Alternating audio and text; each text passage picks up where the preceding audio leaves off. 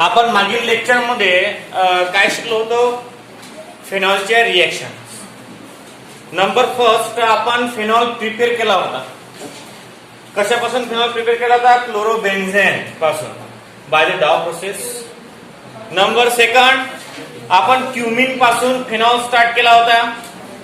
नंतर third बेन्झेन sulphonic acid पासून start केला होता, म्हणजे तयार केला होता.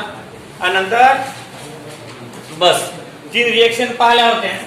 आता यातले एक दोन रिएक्शन राहिले आपल्या, ते आपण पाहू. टाका हेडिंग.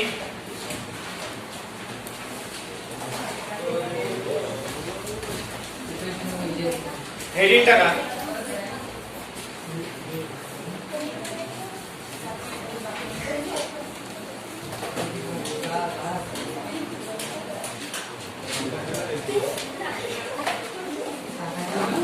लक्ष द्या, फिनॉल टाकलं होतं आपण आणि फिनॉल मध्ये प्रिपरेशन पाहिलं होतं. प्रिपरेशन ऑफ फिनॉल यातला सल्फ्युरिक ऍसिड झाला होता फ्रॉम बेन्झेन सल्फ्युरिक ऍसिड. आता फ्रॉम ऍनिलीन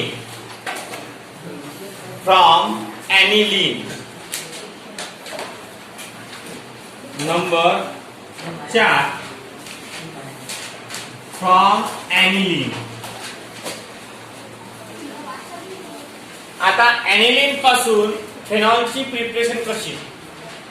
लक्ष द्या. When ऍनिलीन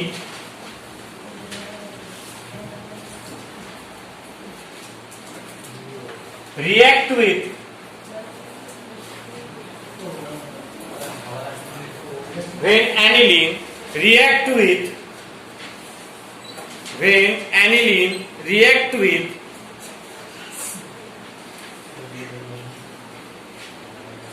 nitrous acid at low temperature to obtain benzene diazonium chloride. To obtain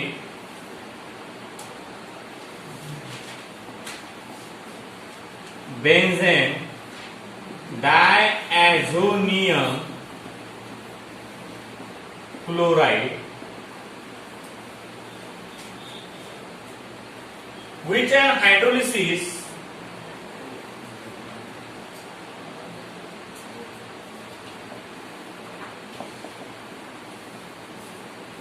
gives phenol.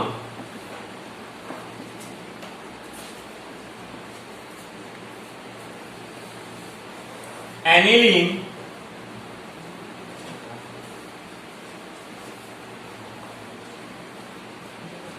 NH2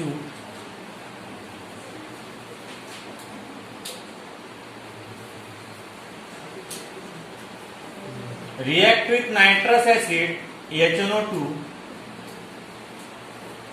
in presence of NaNO2 and HCl at 273 Kelvin temperature gives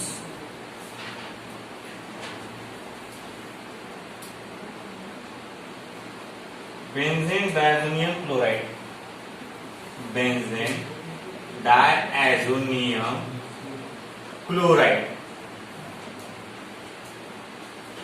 which further react with म्हणजे कोण? बेन्झेन diazonium chloride.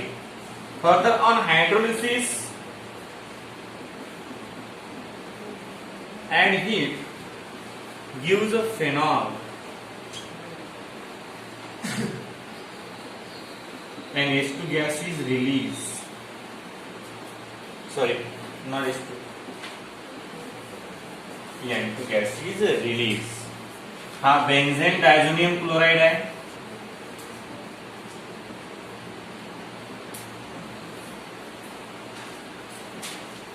आणि हा phenol आहे.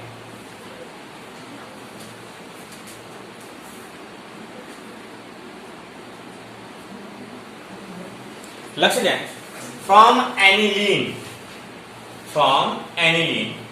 when aniline react with nitrous acid.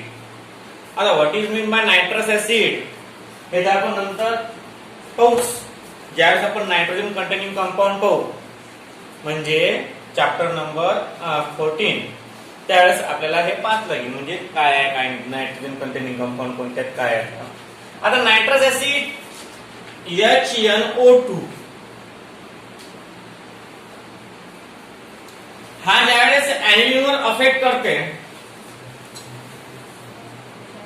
In presence of HCl असते, तर यातला हा N आणि यातला हा N2 आणि HCl मधला Cl बेन्झीनची रिंग आणि त्याला N2Cl असा फॉर्म होते कंपाऊंड. आता लक्षात द्या, आपलं नाव पहा कसं आहे, बेन्झेन डायॲझोनियम क्लोराइड. बेन्झेन दिसून आला आपल्याला, क्लोराइड दिसून आला, मग याला काय म्हणायचं, डायॲझोनियम.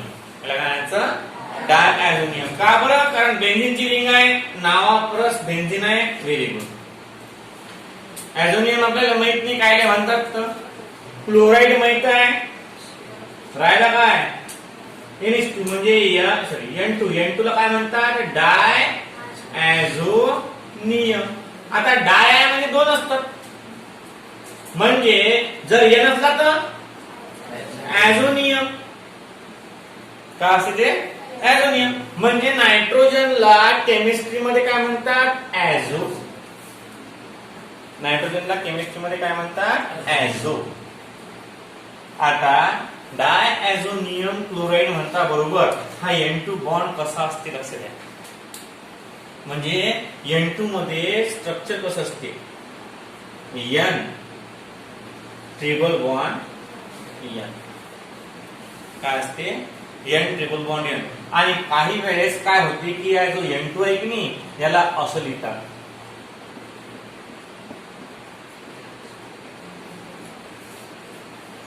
म्हणजे बेन्झेन डायॲझोनियम क्लोराइड. तुम्ही N2Cl देऊ शकता किंवा N ट्रिपल बॉन्ड NCl सुद्धा देऊ शकता. हे तुमच्यावर डिपेंड राहील काय आहे, हे तुमच्यावर डिपेंड राहील काय आहे, तर दुसरं काहीच नाही. बघा आता नंतर डायॲझोनियम क्लोराइड फॉर्म झाल्यावर आपल्याला हा पुरा कंपाऊंड इथून कळायचा आहे. तर Cl कोणाकडे अट्रॅक्ट होते, H कडे, आणि N2 हा in the form of vapour बाहेर निघतेच.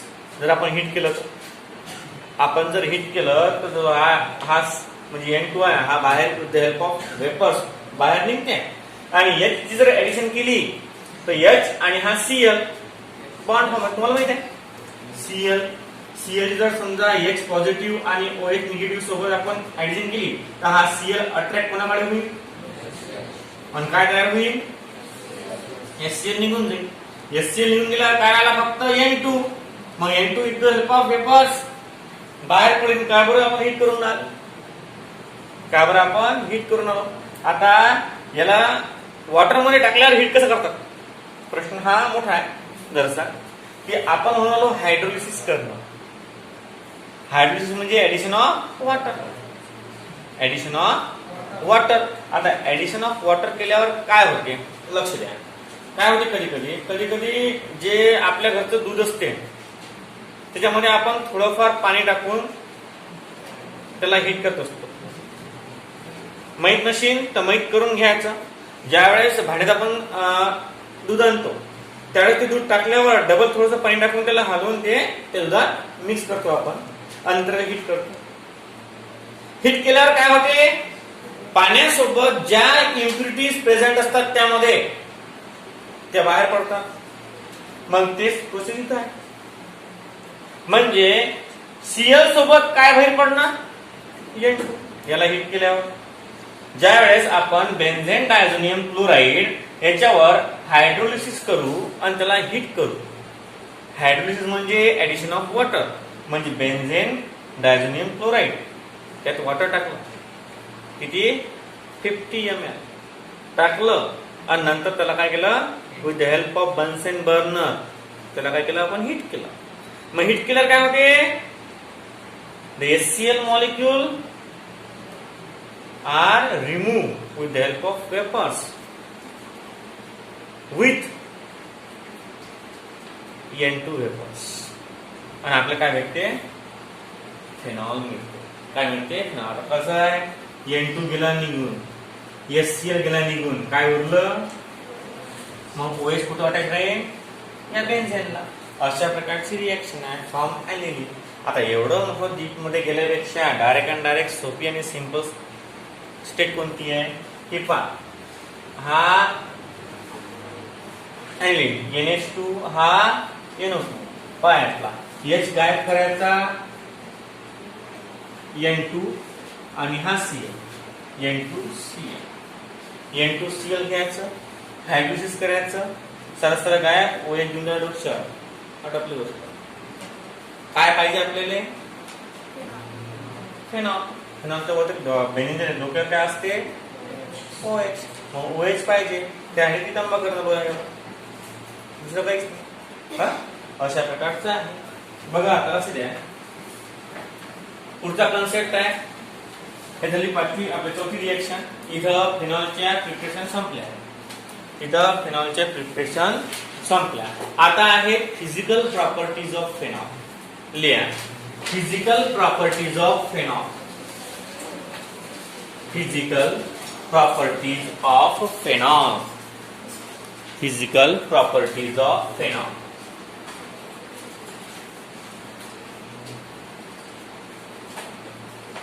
हे विचारत नाही पण कधी कधी एमसीक्यू मध्ये विचारतात ते सांगता येत नाही. Physical properties of phenol heading आहे आपलं फिजिकल प्रॉपर्टीज ऑफ फेनॉल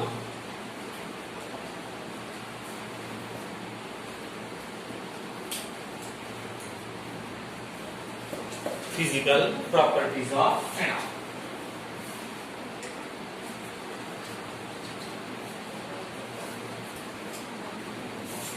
किंवा अल्कोहोल चालते अल्कोहोल.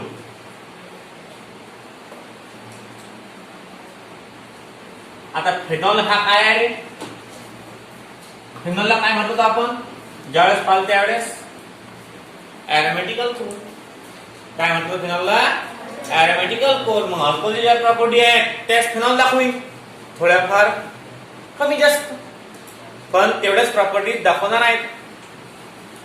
हा बघा आता नंबर पहिली प्रॉपर्टी अल्कोहोल्स आर सॉरी पालस द्या लोअर लिहू पहिले. Alcohols and phenol are very polar molecule. Very polar molecules due to presence of OH group. Due to presence of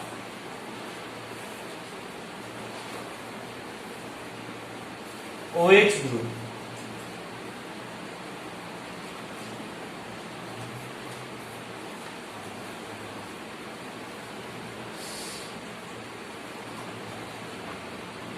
चला number second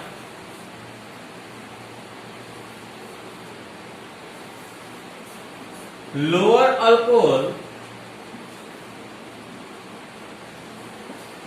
are colorless.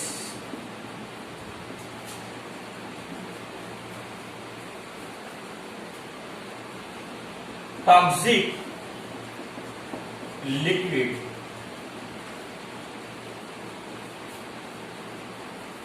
having specific alcoholic odor.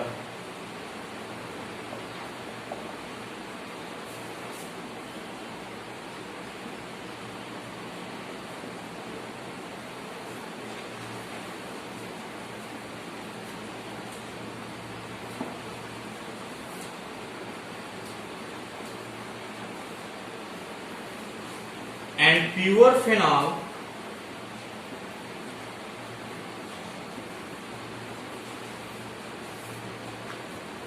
is colorless.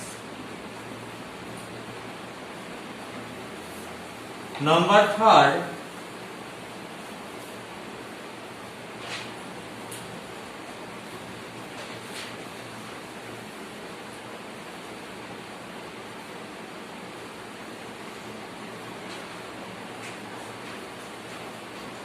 the boiling point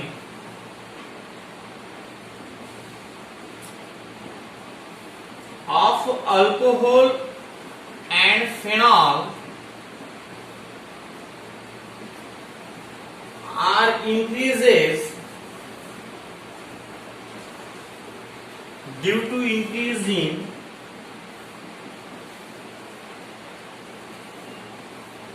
their molecular mass.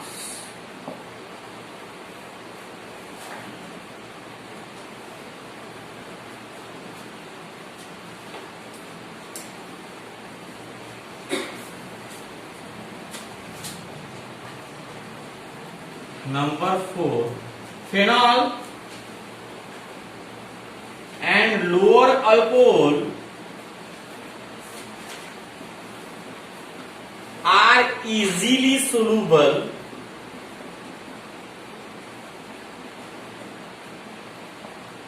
in water.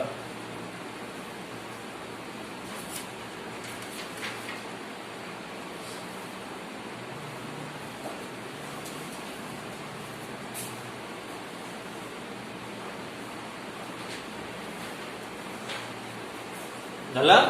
लक्ष द्या आता. बघा, alcohol and phenol are very polar molecule. आता very polar molecule म्हणजे याच्यापासून दोन pole तयार होतात. Polar molecule means what? ज्या कंपाऊंड पासून दोन पोल तयार होतात त्याला पोलर मॉलिक्यूल असं म्हणतो आपण. आता just like HCl, just like HBr, नंतर Cl2, Br2, ROH. काय होते? दोन पोल तयार होणं म्हणजे काय? दोन पोल, जसे बॅटरीला दोन पोल असतात त्याला आपण टर्मिनल म्हणतो. काय म्हणतो आपण त्याला? हे कोणतं टर्मिनल असते आणि हे, मग तशा प्रकारचे पोल तयार होतात. टर्मिनलले इलेक्ट्रिकल मेकॅनिकल्स मध्ये पोल असं म्हणतात. काय म्हणतात? पोल. मग आता हे HCl ज्यावेळेस आपण याचं डिसोसिएशन करतो त्यावेळेस यापासून H पॉझिटिव्ह आणि Cl negative, H positive, Br negative, हे दोन पोल तयार होणार की. मग तशाच प्रकारचं हे जर आपण कापलं असं कट केलं तर यापासून एक पॉझिटिव्ह आणि एक निगेटिव्ह फॉर्म होते. जो पॉझिटिव्ह फॉर्म होते त्याला आपण कार्बोकॅटायन असं म्हणतो. काय म्हणतो आपण त्याला? कार्बोकॅटायन. आणि हा निगेटिव्ह. काय? हा निगेटिव्ह. म्हणजे कार्बोआयनायन म्हणतो आपण. तर कार्बन नाही ना, कार्बोआयनायन म्हणतो आपण त्याला म्हणतो आपण ऑक्झो आयनायन. त्याला म्हणतो आपण ऑक्झो आयनायन. आता ऑक्झो आयनायन म्हणजे ऑक्सिजन बॉन्ड फॉर्म करून आला हायड्रोजन. मग तुम्ही म्हणता सर भरके बोलून राहिले तुम्ही, याला हायड्रो आयनायन कोण म्हणत नाही? हायड्रोजन टेंडन्सी किती आहे ऑक्सिजन पेक्षा? खूप कमी आहे ना. आता सांगा, ज्यावेळेस आपण समजा इथं टर्चरी अल्किल घेतला, CH3, C, CH3, CH3 आणि OH, जर आपण हा कापला असा तर हा फॉर्म झाला पॉझिटिव्ह आणि हा झाला निगेटिव्ह. मग याला याच्यामध्ये हायड्रोजन खूप आहे, मग याला हायड्रोकॅटायन कोण म्हटलं नाही? टेंडन्सी कोण असते? काय कोण असते? कारण टेंडन्सी कार्बनची जास्त आहे ऍज कम्पेअर टू हायड्रोजन, म्हणून मला काय म्हणतात? कार्बोकॅटायन. आणि तशाच प्रकारची ऑक्सिजन टेंडन्सी पेक्षा जास्त आहे आणि म्हणून काय म्हणतात? ऑक्झो आयनायन. काय म्हणतात? ऑक्झो आयनायन. अशा प्रकारचं एकदम सिंपल आणि स्वीटचं एक्झाम्पल आहे. लक्ष द्या. पोलर समजला तुम्हाला? Due to presence of OH group. आता OH ग्रुप निगेटिव्ह आहे आणि C काय आहे? पॉझिटिव्ह येणार आहे. मग त्या कारणानं due to presence of OH group हा पोलर असतो. Number second, lower alcohol are colourless. Ethyl alcohol example आपल्या समोर असते, देशी दारू. याला कोणताच कलर नसते. पावटी कलर असते कोणता नसते की नाही. पायाचा एखाद्या बाबतीत हा आता तुम्ही काही लहान नाही, तुम्ही पाहायला नाही असं सरस पाहिला तुम्ही. हा पहा आता, लोअर अल्कोहोल आर कलरलेस हा मुद्दा पटला का तुम्हाला. कलरलेस असतात ते. नंतर सेकंड, टॉक्सिक लिक्विड. टॉक्सिक काय असते. शराब पीना सेहत के लिए हानिकारक है, मग टॉक्सिक आहे. लिक्विड काय असते का सॉलिड आहे का, म्हणजे दारूचा एक खळा वेगळा असं म्हणतो का आपण. It is liquid. नंतर हॅव्हिंग स्पेसिफिक अल्कोहोलिक ऑर्डर, हे बरोबर आहे. त्याचा सुगंधच भल्ला खास असते, काही झालेलं वासासनच चढते. हा पहा पुढे, and pure phenol is a colourless. Pure phenol is a colourless. जो प्युअर फेनॉल असतो तो काय असतो, कलरलेस असतो. आता फेनॉल आपल्याला आहे पुढे अभ्यास आले. नेक्स्ट ज्यावेळेस तुम्ही केमिस्ट्री कंटिन्यू करसाल त्यावेळेस तुम्हाला अभ्यासाला फेनॉल आहे, म्हणजे त्याचा कलर तुम्ही आपाप स्वतःहूनच पाहून घेतो काय आहे. नंतर बघा, the boiling point of alcohol and phenol are increases due to increase in their molecular masses. म्हणजे जसं जसं मॉलिक्युलर मास वाढत जाईल, कार्बनची संख्या किंवा हायड्रोजन संख्या कंपाऊंड मध्ये वाढत जाईल, तसं तसं त्याचा बॉइलिंग पॉइंट इन्क्रीज होत जाईल. मग सर्वात कमी कोणाचा असेल, मिथिल अल्कोहोलचा. सर्वात जास्त कोणाचा असेल, डेथिल अल्कोहोलचा. अशा प्रकारे म्हणजे मॉलिक्युलर मास वाढलं, बॉइलिंग पॉइंट वाढला. कसं असते, समजा आता आपण एखाद्या भांड्यामध्ये पाणी घेतलं, लहानसं भांड आहे, त्यात फक्त 50 ml पाणी मावते. किती, 50 ml फक्त. आणि एक मोठा गंज घेतला, तो भांड्यात भाजी करायचा गंज असते की नाही, तो घेतला आणि त्यात पाणी टाकलं. मग आता दोघेला आपण सारखीच हिट देऊन राहिलो, कोणतं लवकर टपी. Boiling point of alcohol and phenol are increases due to increase in their molecular mass. Molecular मासच्या ऐवजी आपण काय म्हणू, मॉलिक्युल्स. मॉलिक्युल्स इन्क्रीज झाले, बॉइलिंग पॉइंट इन्क्रीज झाला. मॉलिक्युल कमी झाले, बॉइलिंग पॉइंट कमी झाला. मग जेवढे मॉलिक्युल घेसान तेवढेच लागणार. फॉर एक्झाम्पल, समजा आपल्याला एखादा 5 किलोचा केमिकल फॉर्म करायचा आहे H2SO4. किती किलोचा, 5 किलोचा. आणि एखाद्याला 5 ग्रामच करावं लागते. मग जे कॉन्टॅक्ट प्रोसेस आहे for the preparation of H2SO4, त्या प्रिपरेशन मध्ये सर्वात लवकरात लवकर रिझल्ट म्हणजे 5 ग्रॅम बोलायचे. कारण कसा आहे, ऍटॉमिक मास कसा आहे, ऍटॉमिक मास त्याचा कमी आहे आणि म्हणून त्याचा बॉइलिंग पॉइंट कमी येते. ऍटॉमिक मास जास्त असलं कारण त्या कारणाचा बॉइलिंग पॉइंट जास्त येते.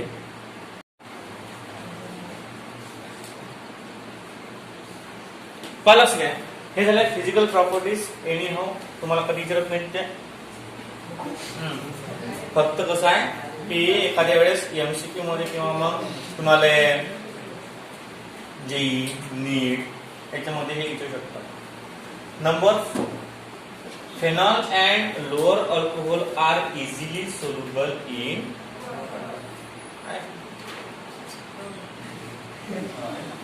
मिक्स करून सोडा, वॉटर, स्प्राईट घे, लोणचं गिंच, अशा प्रकारचा. आता फिजिकल प्रॉपर्टीज ऑफ अल्कोहोल. नंतर आहे लिहा chemical properties of alcohol.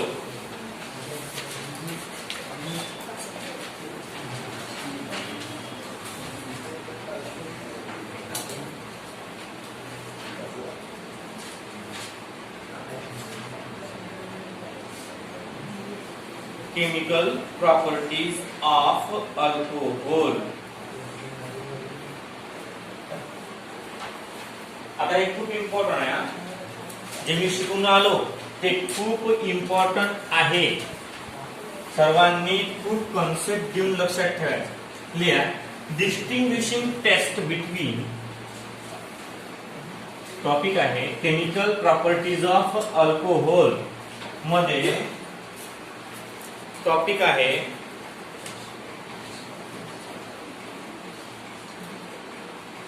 Distinguishing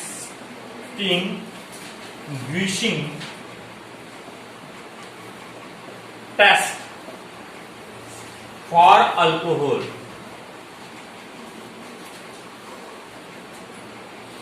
यालाच म्हणतात ल्युकस.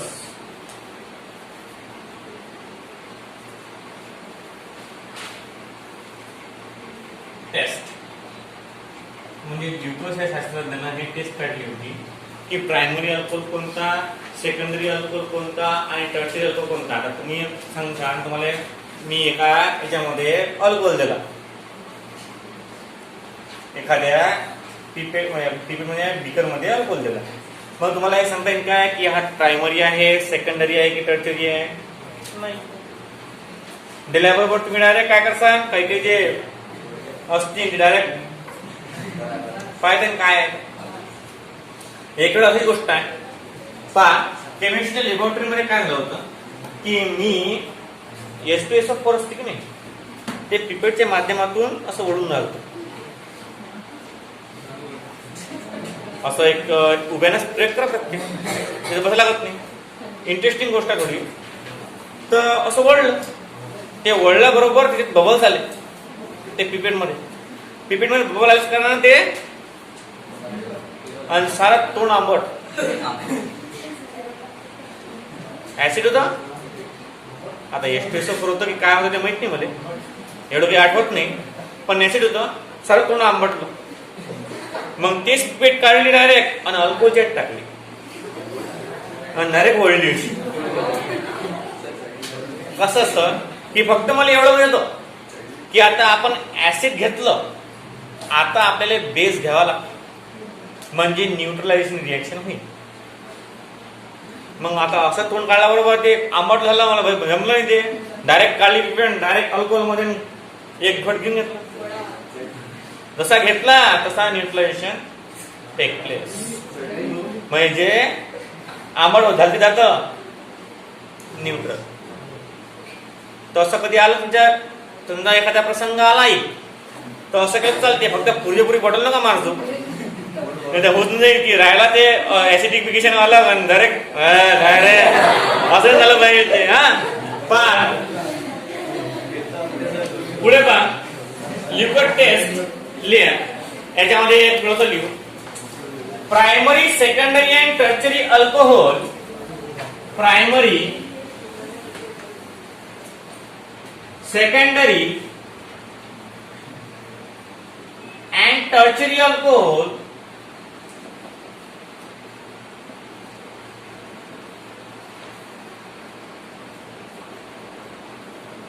can be distinguishes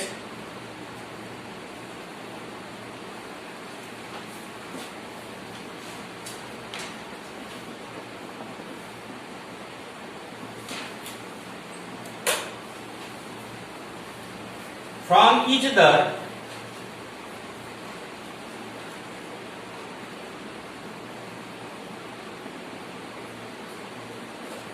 by Lucas reagent. आता ल्युकस रिएजंट कोणता असतो? Concentrated HCl at ZnCl.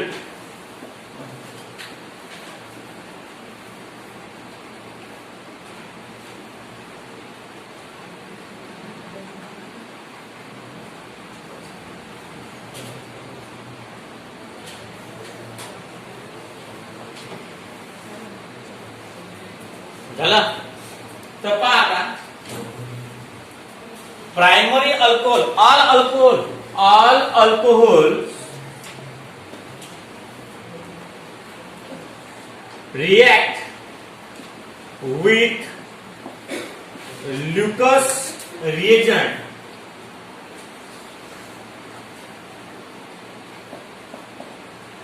Primary alcohol primary alcohols gives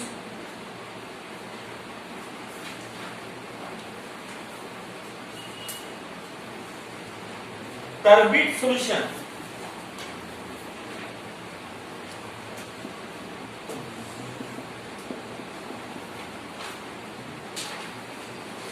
Primary alcohol gives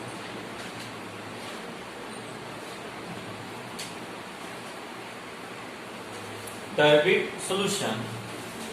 Secondary alcohol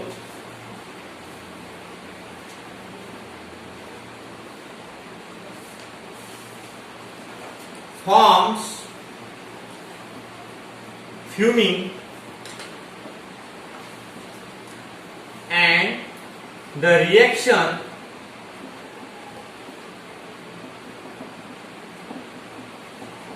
between tertiary alcohol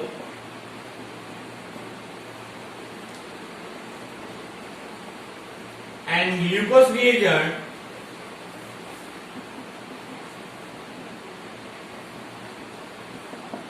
is very fast. So we can easily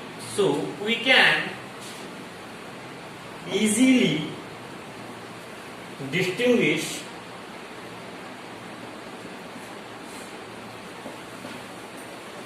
all type of alcohol.